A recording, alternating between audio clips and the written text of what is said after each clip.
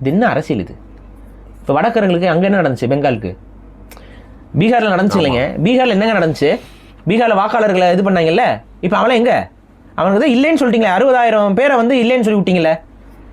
60,000 வாக்காளர்கள் பீகாரில் இல்லை, அவங்க வெளியூருக்கு போய் செட்டில் ஆகிட்டாங்கன்னு சொல்லியிருக்கேன். இப்போ அந்த 60,000 பேர் எங்கே? ஸ்கேட்டர்டாக இருப்பாங்க. அதில் ஒரு 10,000 பேர் தமிழ்நாட்டில் இருக்க மாட்டான். பீகார்லேருந்து மட்டும் 10,000 பேர் இருப்பான். கரெக்டாக? இப்போ இந்த 10,000 வாக்கு எங்கே ஆட் ஆகும்? தமிழ்நாட்டில் ஆட் ஆகும். இது தமிழ்நாட்டுக்கு நல்லதா?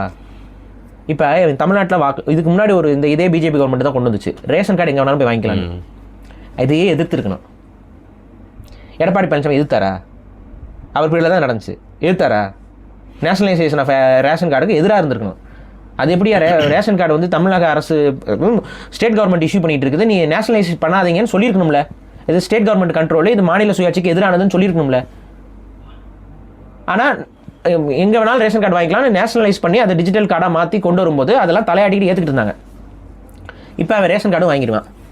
இப்போ ஓட்டர் ஐடியும் இங்கே வந்து வாங்கிறான். இப்போ அவன் யார்? அவன் தமிழ்நாட்டுக்காரர். தமிழன் இல்லை, தமிழ்நாட்டுக்காரர். அவரும் நீங்களும் ஒன்று.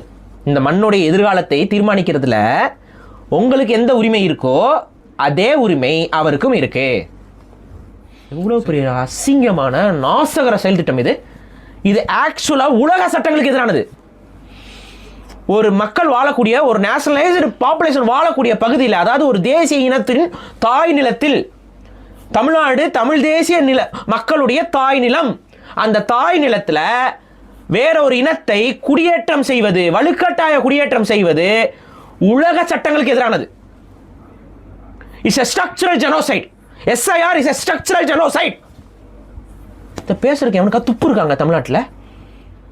நான் சரி, ஒட்டுமொத்த தமிழ்நாட்டு மக்களும், தமிழ் கட்சிகளும், தமிழ்நாட்டை விரும்பக்கூடிய கட்சிகளும், திராவிட இயக்கங்கள் எல்லாருமே ஒன்றா வந்து இதை எதிர்ப்பாங்க, அதை கொண்டு வர மாட்டாங்கன்னு பார்த்தா எல்லாம் ஃபார்ம் எடுங்க, ஃபில் பண்ணுங்கிறாங்க வரிசைக்கா. என்னடா ஃபார்ம் எடுங்க, ஃபில் பண்ணுங்க? துணிவு இல்லை. இது எவ்வளோ பெரிய ஒரு முறைகேடு. தமிழ்நாட்டுடைய அழிவு ஓரிரு மாதங்களில் நடக்க போகுது.